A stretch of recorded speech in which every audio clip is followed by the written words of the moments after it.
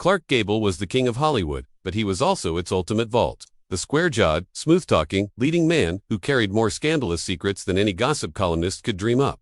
Beneath that easy grin and the twinkle in his eyes lay a man who knew exactly how the system worked. The studio power brokers who pulled strings, the leading ladies who played along for the cameras, and the leading men whose true loves hid in the shadows. And among all the whispers, none cut deeper than the ones about his close friend and rival, Gary Cooper. The stoic heartthrob of High Noon, the silent cowboy who melted hearts with a single glance.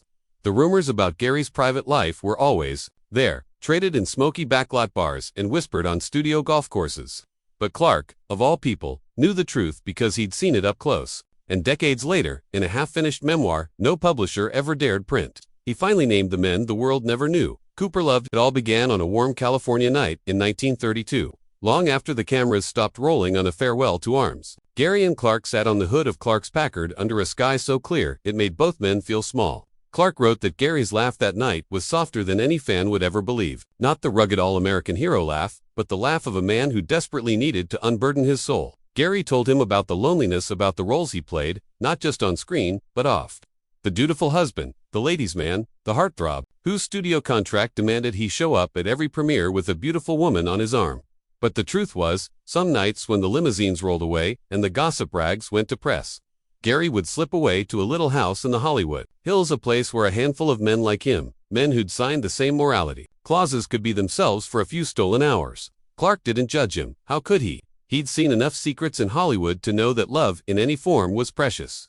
In his handwritten confession, Clark named the ones who meant the most. To Gary, a silent film matinee idol who'd made girls swoon in the 20s, but died before talkies stole his stardom. A Broadway dancer who came west to chase fame, but found it only in Gary's arms. And most shockingly, a leading man every gossip columnist insisted was America's most eligible bachelor. A man whose rugged good looks and daring stunts hid a truth no one in America could have handled in the 1930s. Clark wrote that Gary's eyes lit up when he spoke about these men, how they'd drive up the Pacific Coast Highway at midnight, park under the cliffs of Malibu, and share secrets and cigarettes. While the ocean drowned out their fears, he talked about one actor, let's call him Johnny, though Clark never used his real name, who once played a cowboy so convincingly that fans assumed he was the real thing. Johnny taught Gary how to surf. Gary taught Johnny how to ride a horse for real. They were inseparable for a year until studio heads found out. One morning, Clark recalled Gary showed up at his bungalow, eyes hollow, knuckles bleeding. Johnny had been shipped off to a European tour code for exile, and his name was stripped from movie mares. Gary Cooper, meanwhile, had been forced to make a show of winning back his reputation, which meant more stage dates, more scandalous kisses, with starlets outside the Brown Derby, more lonely nights, pretending to be the man fans wanted him to be. Clark confessed that he and Gary made a pact that night. When the day comes that they can't use our faces to sell lies anymore, we'll tell the truth. But Clark outlived Gary by decades, and that day never came. The studio kept its claws deep, shredding any rumor, paying hush money to columnists, threatening anyone who whispered too loudly that the man on the movie poster might have loved someone who signed his letters with a single initial and a pressed flower. Clark's unpublished notes describe how they'd sit around poolside parties, the lavender mafia of old Hollywood actors, directors, dancers, even costume designers who dared to live a double life. He recounted how Gary once introduced him to a young contract player, barely 21, who'd landed a 2-picture deal just for agreeing to be Gary's +1 at parties. The kid didn't last long. The pressure, the fear of exposure, the loneliness, chewed him up and spat him out before the ink on his contract dried. Gary never forgave himself. The secret, Clark wrote, broke Gary's spirit more than any bad review or box office flop ever could.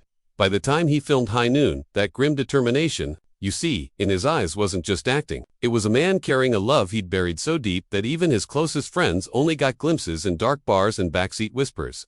Near the end of his life, when the golden age of the studio system was crumbling and the tabloids were starting to pry at old Hollywood's closets, Clark thought about finally publishing his memoir. But lawyers threatened, friends begged him to let the past stay buried, and Clark, tired, mourning the loss of so many faces he once loved, tucked the pages into a locked trunk in his ranch house. It wasn't until years after his death that collectors found the yellowed confession, each name blurred under fingerprints, the pages brittle, but the story still burning with the heat of 1,000 secrets Hollywood would still deny today. Gary Cooper, really date those men? Were they really the leading men whose faces still smiled down from vintage movie posters and diners and old theaters across America? No one will ever prove it, but if you look closely at Gary's old interviews, The way he dodged questions about marriage. The way his smile fell just a fraction too quickly when asked about his lady friends. You'll see what Clark saw, a man who gave the world a myth, but held his real love like a flame cuped in shaking hands. The king of Hollywood knew better than anyone. Sometimes, the biggest stars shone brightest when they were hiding.